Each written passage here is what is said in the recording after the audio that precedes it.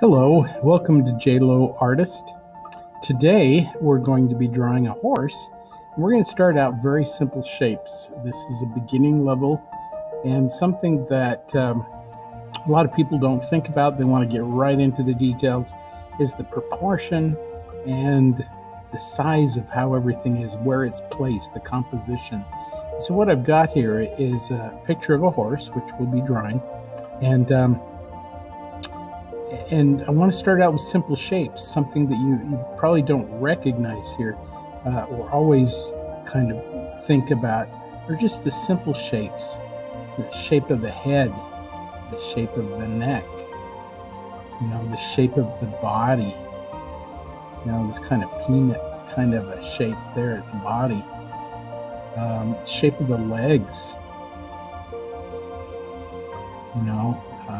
every aspect of whatever it is that we're drawing has shapes, and you've got to really realize what those simple shapes are in order to figure out where those things go.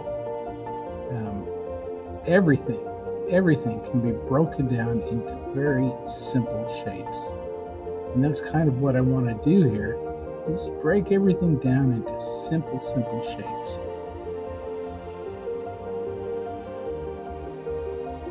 And that's really all there is to the horse. So as we're drawing, we want to really break all those things down into simple shapes and get those on our paper as fast as we can.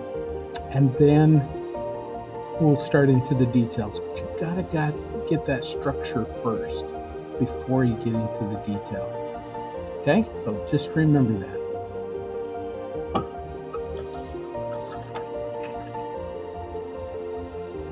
There's our horse. That's the structure that we want to get. And then as we draw this, we'll go into further detail with that. We'll be drawing here with graphite. I've got my ebony pencil here, and on the hand I've got my kneaded eraser, cotton swab, and any other pencils or anything else that you think that you may want to use. I'm going to start out with my my drawing pencil here, and again I'm going to get those simple shapes, and I'm going to start out with the head. Here's where the head goes. Here's the neck, the body, leg. Simple shapes. Just keep thinking very simple shapes.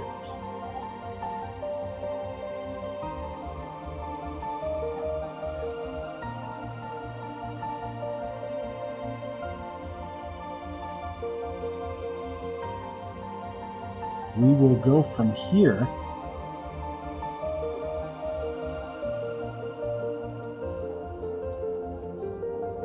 once we get our reference in, then we can figure out how big everything is supposed to be compared to everything else, where it's supposed to be.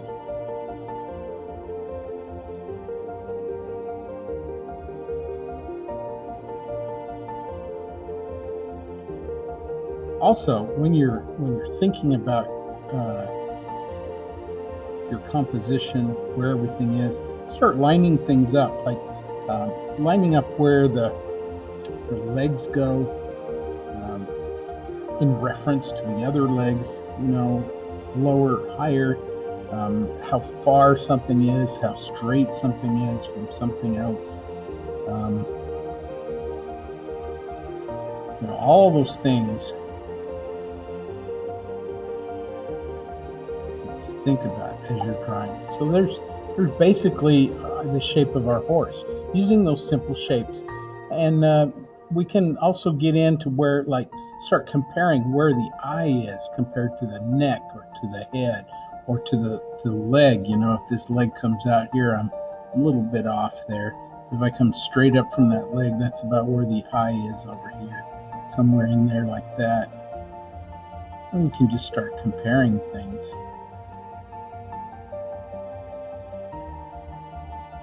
And don't be concerned if you look at that and you go, oh, those lines aren't in the right place. That's okay. We can erase those later on. Right now, what we want to do is get in any of the the dark areas, you can start shading right now, immediately, and just start adding in some of those little areas. You can expand, you can contract. If you think, well, I don't like that in there, get rid of it. If you're drawing with the side of your pencil like this, like I taught you in earlier ones, that is easy to get rid of. If you're using the point of your pencil, that's difficult to get rid of. So you want to draw using the side of your pencil.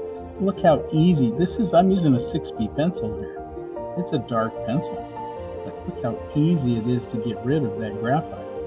Normally I wouldn't be using that 6B just because it's a little dark for me.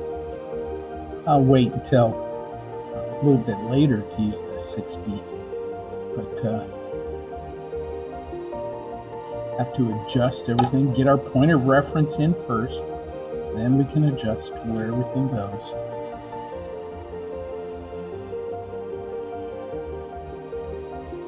Adjusting as we go.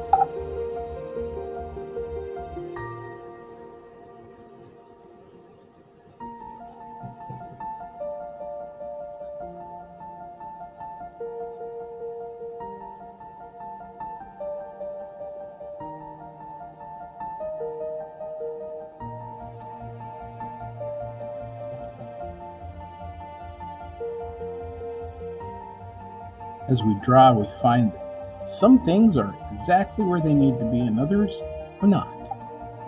You know, your first initial guess might have been off a little bit. That's okay. That's why you do it this way. Get that point of reference in, get everything together. Then you can adjust it. Get things where they go first, then adjust it.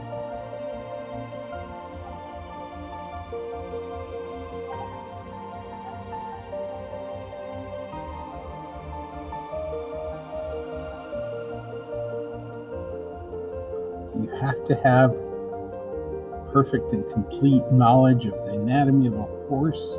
No. As long as you can see it, you can draw it.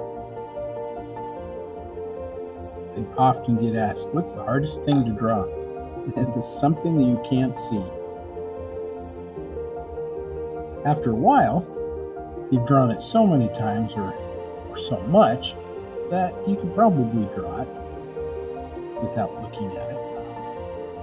But until that happens, reference always necessary.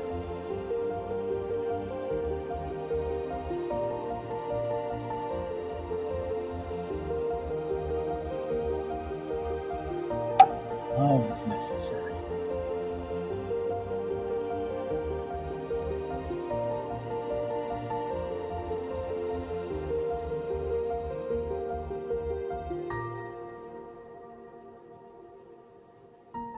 And notice I'm not doing any dark edges around anything yet.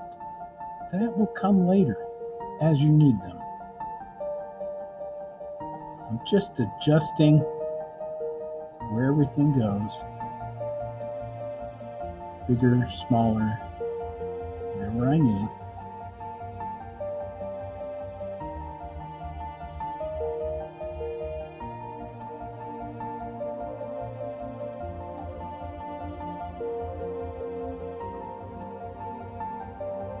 Till it's the way I want it to be.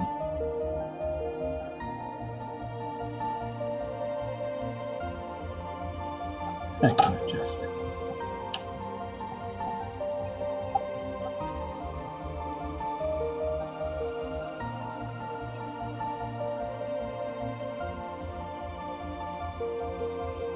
As you're drawing too, be aware of background and what is happening. You know, background is exactly that. It's just background. And sometimes it needs to be in there, and sometimes you can do without it. not always necessary. So you got to decide, what is it important to the composition? Is it important to the feeling or the emotion of whatever it is that you're drawing?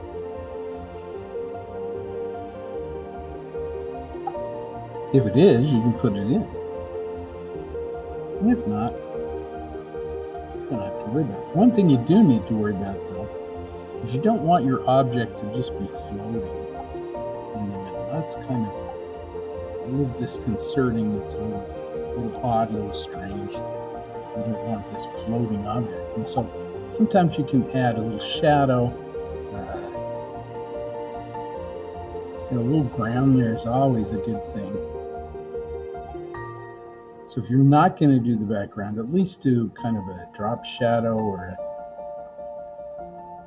something back in there to tell everybody that this is not a magical creature floating in the middle of nowhere. Maybe you are drawing a magical creature. Maybe you're going to put a little unicorn on him or something, maybe some wings, and you've got a Pegasus or whatever it is you're doing. Maybe that's where you still need your reference. It's still important to have it.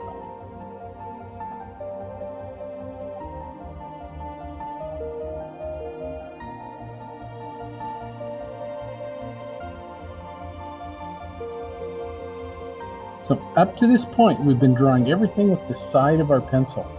We've got the shape of everything. We've got it the way we want it.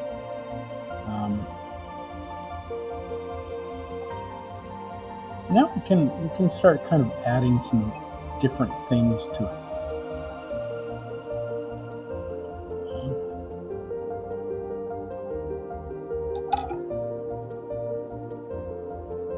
Notice too that whenever I've made a mistake in placement, I always place it where it needs to go first, and then erase what's wrong.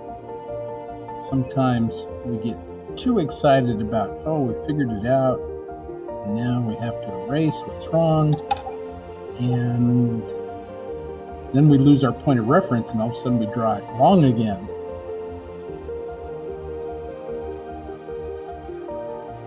So you have to get it right first.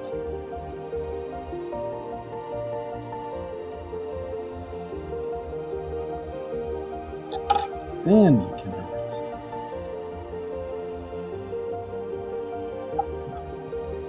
So at this point, you can bring in your smearing device, whatever it is that you've got. I'm going to use a cotton swab here, just because it's a little cleaner, a little nicer.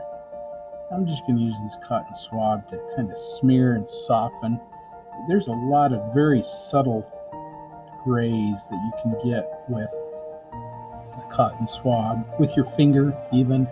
When I was in school, they taught us how to do everything with our fingers. I'm not a real advocate of the finger method, just because it gets it dirty. Also, there's oils that get on your paper from your fingers, and that locks whatever it is that you're doing into your paper, as well as after a while it discolors it. It can turn yellow. There's a lot of acid in your sweat, and that would eat away at the paper as well. And so I like doing it this way better, just getting pure graphite in there.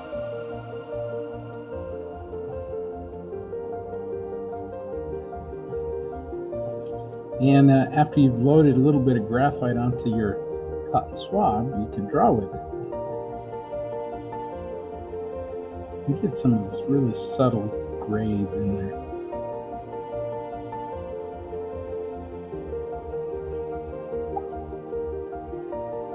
But, your style is up to you. I have found in my life that there are certain things that you can change and alter to make them your own, and certain things that somebody's developed a pretty good method, and it's just easier to stick with that method and avoid the heartache of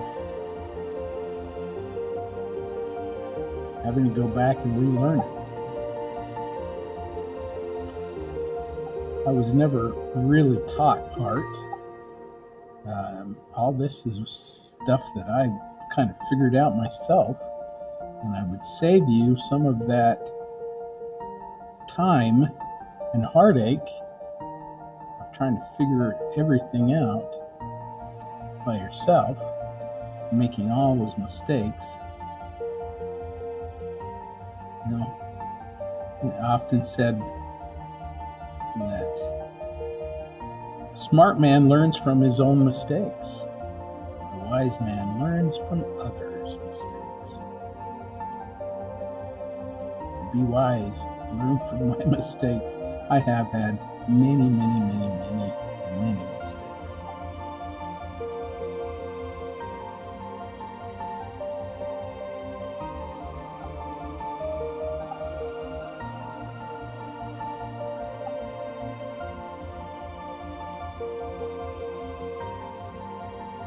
So right now we're just kind of shading in some things. This also helps us to get some of our structure down.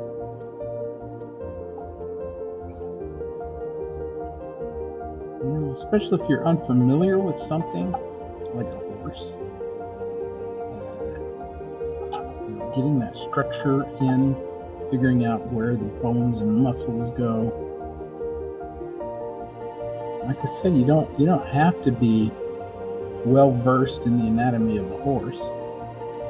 I like drawing people, and I even like to learn about anatomy and bones and muscles and things. But I'm the first to tell you, I don't have all that down.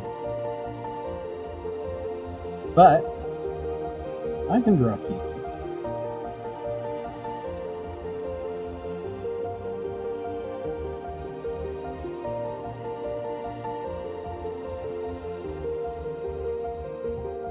Some of this too, your edges, you don't have to draw lines around everything. Some people, it's a little cartoony when you do that. And so sometimes you just let the edges take care of themselves. Now, in order for our drawing to really pop, we need some really dark areas. So I'm going to take my 6B. I'm just going to go in, I'm just going to darken in some of these areas. I'm looking at my scrap, and I'm thinking, gosh, that is really a dark area there. I'm going to throw that dark area in.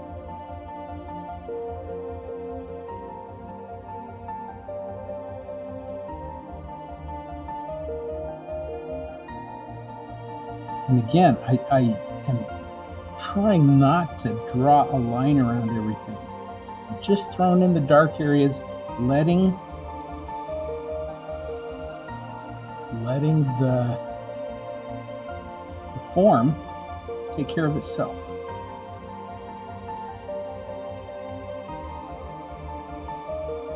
Edges take care of themselves. Sometimes it's nice to have a subliminal edge. I say that often as I draw with you, and it's very true. It's so nice to kind of lose an edge and then pick it up somewhere else.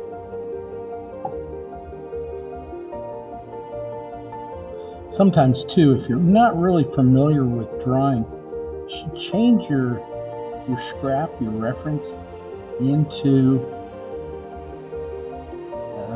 grayscale. You can just go in.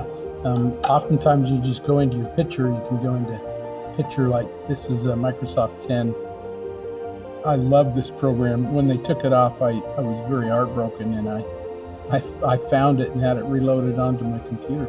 You can just go into color, and you can just take out any saturation, any color saturation at all, and just keep it back as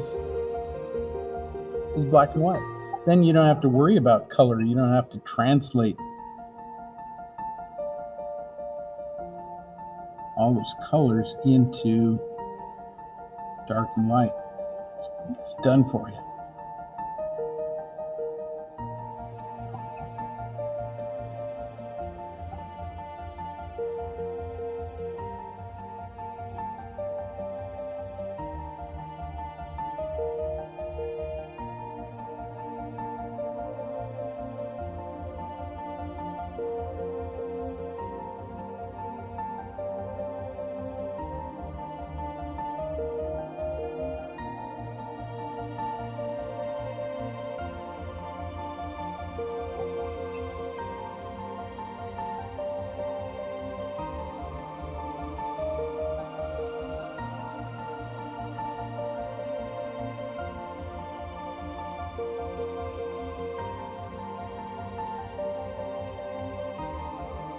You also notice that I'm really not paying attention to a lot of the grays in between. I mean, this looks a little funny, but what's going to happen, and I realize this, is when I go back in with my blending tool like this, I can blend in those darks, and it's going to look okay.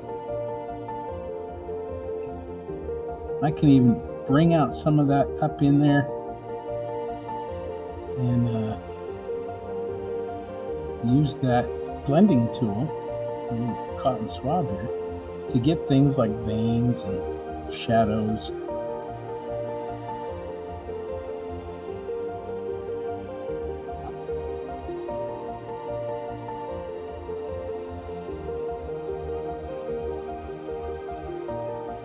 And if I go too far, that's what the kneaded eraser is for. You can bring it back out with your kneaded eraser.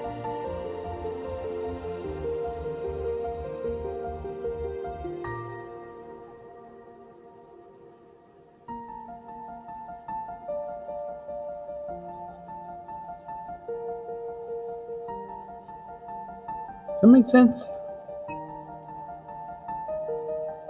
And again, you know, depending on how much time you want to put into it, detail, if you want this to be very photographic, that's just going to take more time.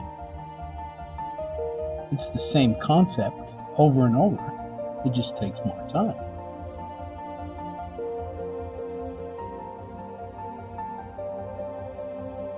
So if that's, you know, if that's your goal, is to be able to draw very photographically, it just takes more time. There was an artist in the 60s, his name was Chuck Close, and he used to draw very photorealistic things, and I saw one of his drawings, and they're very large. I saw one of his drawings when I was about 15, and I commented to a friend of mine, I'm going to be able to draw like that, and they're like, no way. Well, I've achieved that. I can draw like that. I often choose not to anymore because it takes so much time.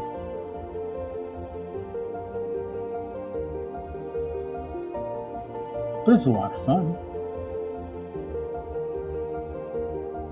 And in art, it's kind of cool. Once you've achieved something, whatever your goal is, look down the road, find another artist or find another technique or another thing that you like to do and explore that. You are not limited to just one method. Although, if you're doing commercial art like I do, a lot of people will limit you and say, oh, well, you're a Western artist, or all you draw is horses, or, you know, whatever. And you think, oh my goodness, there's so much more complexity than that.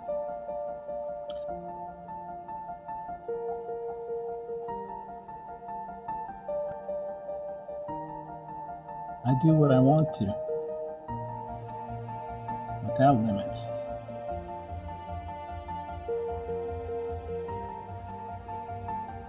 You can be very eclectic in your art, whatever you choose to do. And some people, that's just what they like doing, and they just do it. That's okay. I like everything: sculpture, painting, drawing.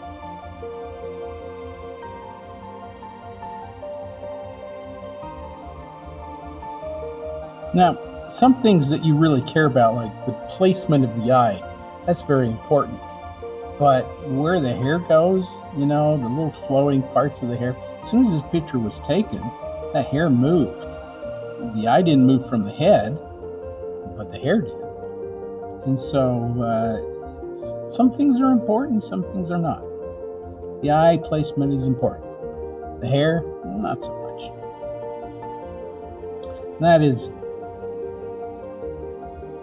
whether it's a person you're drawing or whether it's a horse. You know, you got to be familiar enough with your subject matter that you can make those decisions as you draw.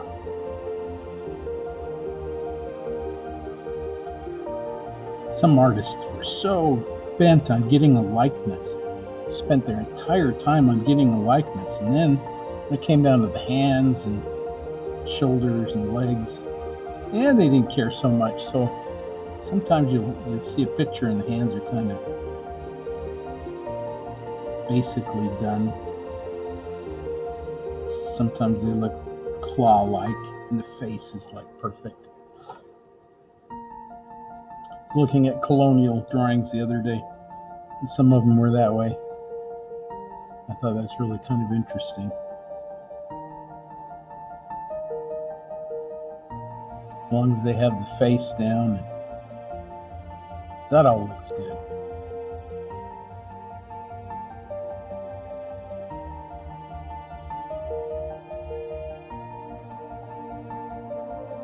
Some people also like this very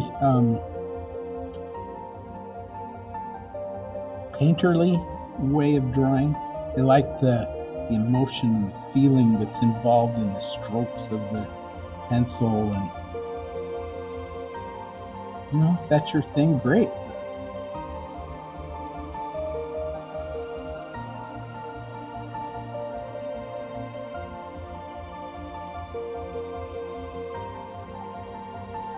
I like to just get the likeness down, figure out how all that stuff is relating one to another.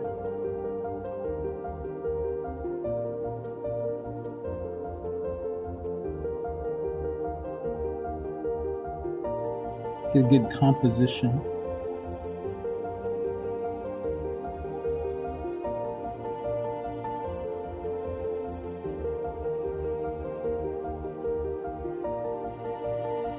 And sometimes, things like that just take care of themselves.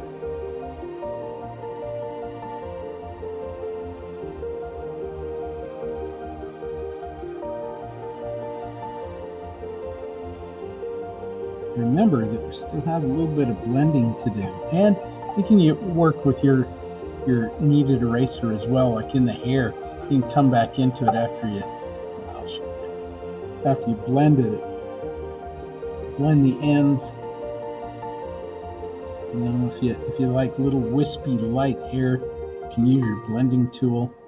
Whether you're using a tortillon or cotton swab or whatever it is you're using, you can blend it however you want to.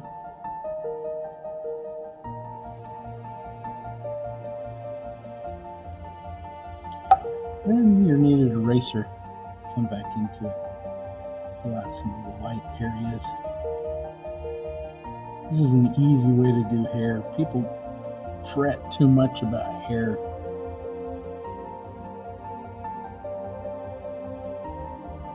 Remember that as soon as this picture was taken, all that hair moved, became a different configuration of hair, and so it's not a big deal.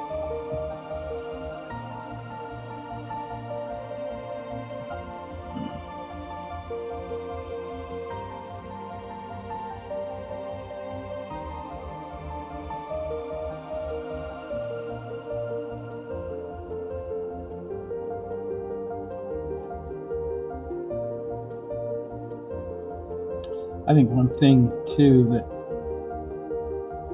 you got to be aware of is all that light. Where's the light source coming from? How does that light affect the shadows, as well as reflected light?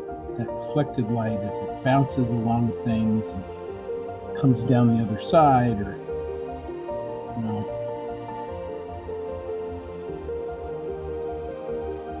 how's that being affected by that light? As you draw, you just be aware of what's going on with those darks and lights.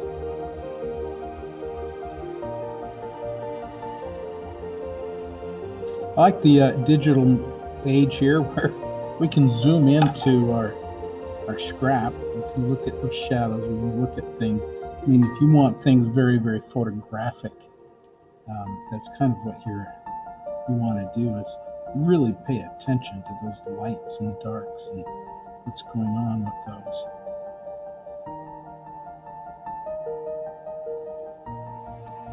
You don't always see them right from the start.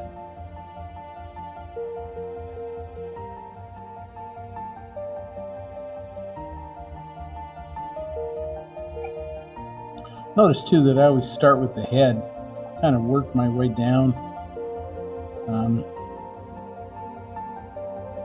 I think that's the most important part, is the head. You know, people look at the eyes, they look at the head. I want to make sure that that's all very correct.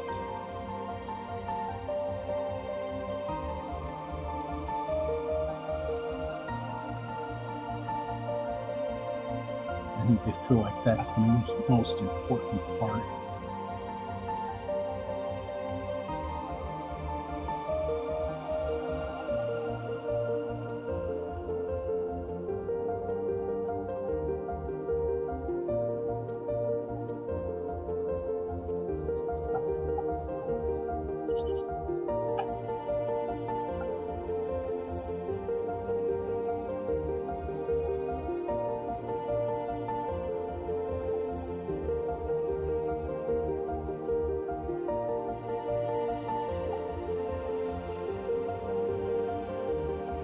Here it is.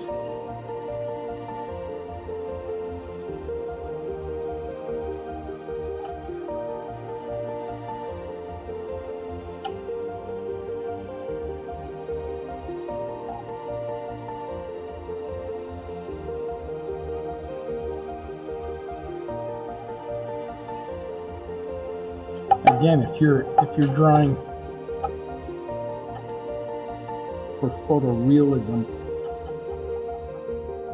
you really want to zoom into those areas, veins and muscles, and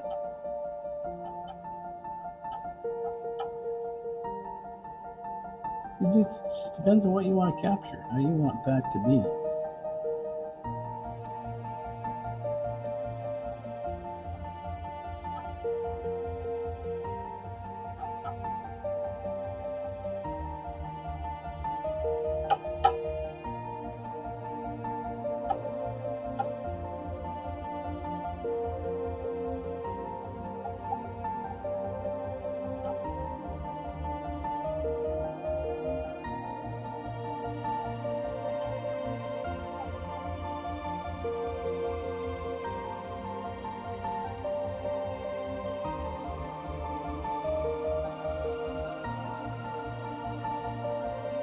If you have any questions as you draw, please feel free to contact me.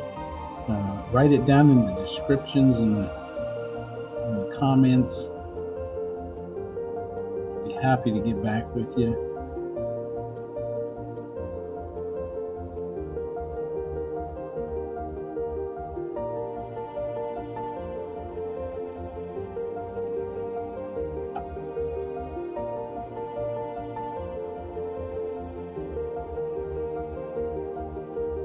When you're doing hair, whether it's a tail of a horse or somebody's hair, it's always good to use the side of your pencil. It's a softer line, and then as you blend it, you get a softer, a little softer tone to your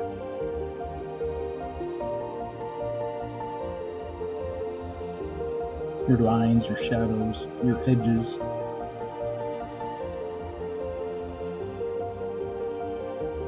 Again, once you get enough graphite on that cotton swab, you can use that to get some of your muscle tones, your veins, your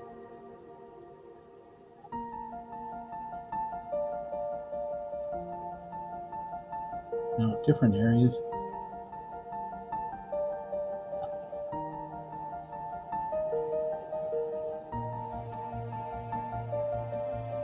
I like to use this for things like ground, and for me the background is not as exciting to do, so I kind of try to skip over it sometimes as much as I can, but it's easy to do with that cotton swab. You can really go in and do a lot with that. So like in the background here, if there's grass, you can make little grass things flipping up, or rocks, You just do a little shadow here and there for rocks. And the important thing is just communication. Visual communication is really what drawing is. And just telling people, hey, this is what it is. So you can use that to get some rocks, some texture there.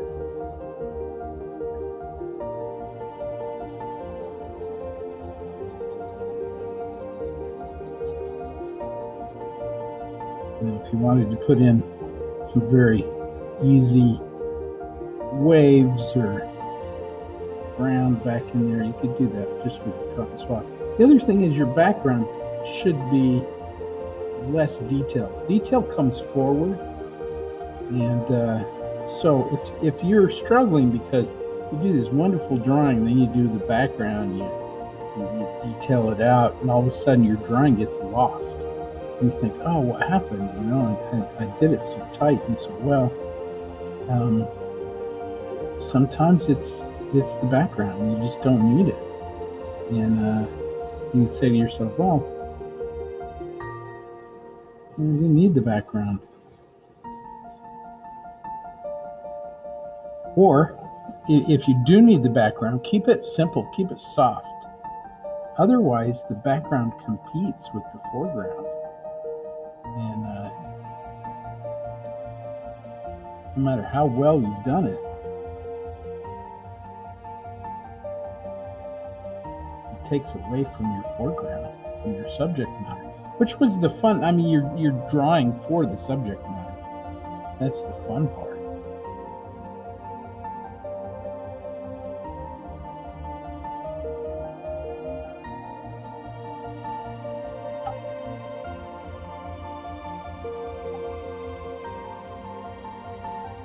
Maybe some of the background is.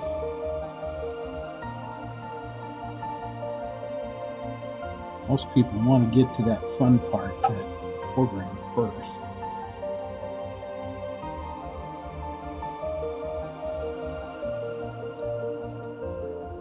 And they neglect the background, or they'll get it done and go, oh, I'm tired of this. I don't want to do the background anymore. So sometimes it's best to do the background first, just so you don't get tired of it.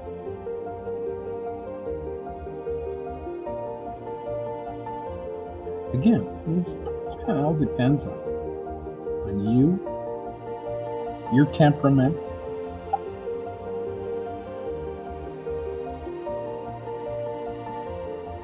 If your temperament is like mine, you may want to do the background first.